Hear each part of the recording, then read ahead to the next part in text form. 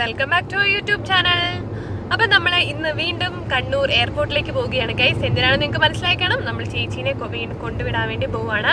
ചേച്ചി ലീവൊക്കെ കഴിഞ്ഞ് ചേച്ചിയുടെ വെക്കേഷനൊക്കെ അടിച്ചു പൊളിച്ച് ചേച്ചി തിരിച്ചു പോവുകയാണ്.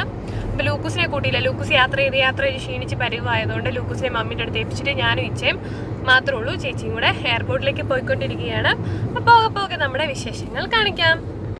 അങ്ങനെ ഞങ്ങൾ വീട്ടിൽ നിന്ന് ഇറങ്ങി ടൗണിലെത്തിയപ്പോഴത്തേക്കും ഇച്ചയുടെയൊക്കെ കസിൻ അവിടെ ടൗണിൽ നിൽപ്പുണ്ടായിരുന്നു. അപ്പോൾ അവൻ വന്നിട്ട് ചേച്ചിയോട് സംസാരിക്കുകയൊക്കെ ചെയ്തു.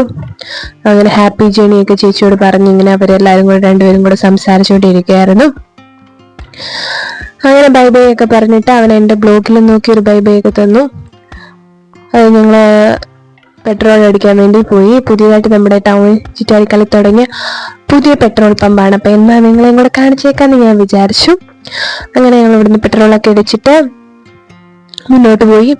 കുറച്ച് ദൂരം നിന്നപ്പോൾ നമുക്ക് വിശപ്പിൻ്റെ അസുഖം എന്ന് പറഞ്ഞ സാധനം ഉണ്ടല്ലോ. അപ്പം നമ്മുടെ കയ്യിൽ ഇതുണ്ടായിരുന്നു. അപ്പം അതെടുത്തിട്ട് നമ്മൾ കഴിച്ചുകൊണ്ടിരിക്കുമായിരുന്നു.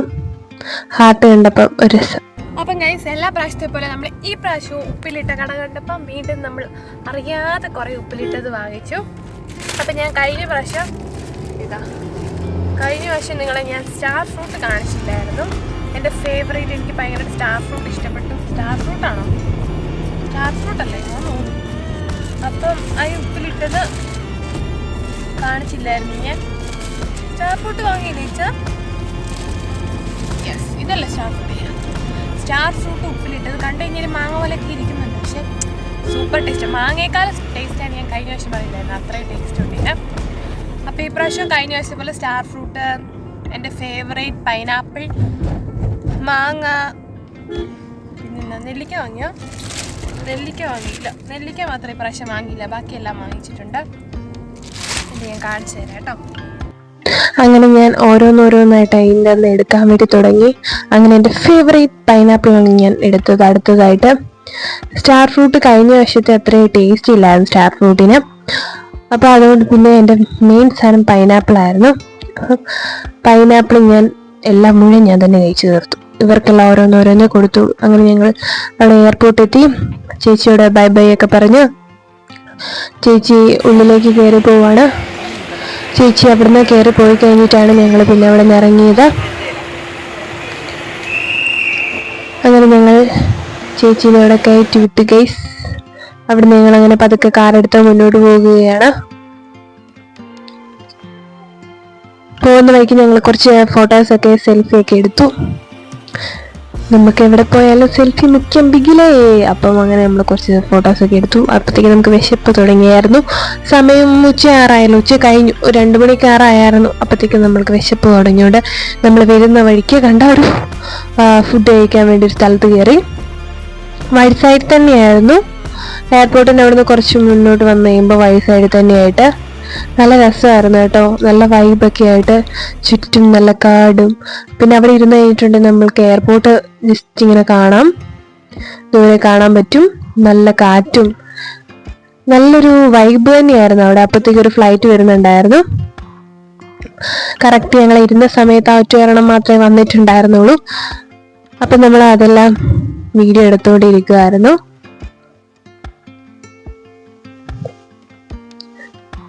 അങ്ങനെ അതവിടെ ലാൻഡ് ചെയ്തു. അപ്പം നമ്മൾ കഴിക്കാനായിട്ട് ബർഗറും പിന്നെ ഷേക്കുമാണ് വാങ്ങിച്ചത്. അങ്ങനെ ഫ്രഞ്ച് ഫ്രൈസും എല്ലാം ഉണ്ടായിരുന്നു, അതിൻ്റെ കൂടെ എക്സ്ട്രാ ടൊമാറ്റോ കച്ചപ്പും. അങ്ങനെ ഞങ്ങൾ ആ വൈബൊക്കെ കണ്ട് ആസ്വദിച്ച് കഴിക്കാമെന്ന് വിചാരിച്ചു. അങ്ങനെ ഫസ്റ്റ് ഷേക്ക് ടേസ്റ്റ് ചെയ്യാൻ തുടങ്ങി. ഷേക്ക് നല്ല ടേസ്റ്റ് ആയിരുന്നു കേട്ടോ, സൂപ്പർ. എന്തോ ചോക്ലേറ്റ് ഐസ്ക്രീം എന്തോ മിക്സൊക്കെ ആയിട്ട് എന്തോ ഒരു ഷേക്കായിരുന്നു. ശേഷം ബർഗർ കഴിച്ചു. എനിക്ക് പിന്നെ പണ്ടേ പച്ചക്കറി ഉള്ളിൽ വെക്കുന്നത് വലിയ താല്പര്യമൊന്നുമില്ല. എനിക്കിഷ്ടമില്ലാത്ത തക്കാളീനെയൊക്കെ ഞാൻ നൈസായിട്ട് സൈഡിലോട്ട് മാറ്റി വെച്ചായിരുന്നു. അപ്പോൾ ഞാൻ വീഡിയോ എടുക്കുന്നത് കണ്ടിച്ച് എന്നെ ഇങ്ങനെ സൂക്ഷ്മമായി നോക്കുന്നുണ്ടപ്പോഴത്തേക്ക് എനിക്കൊരു ചിരിയൊക്കെ വന്നു. അങ്ങനെ ഞങ്ങൾ അവിടുന്ന് ആലക്കോട് പള്ളിയിലെത്തി.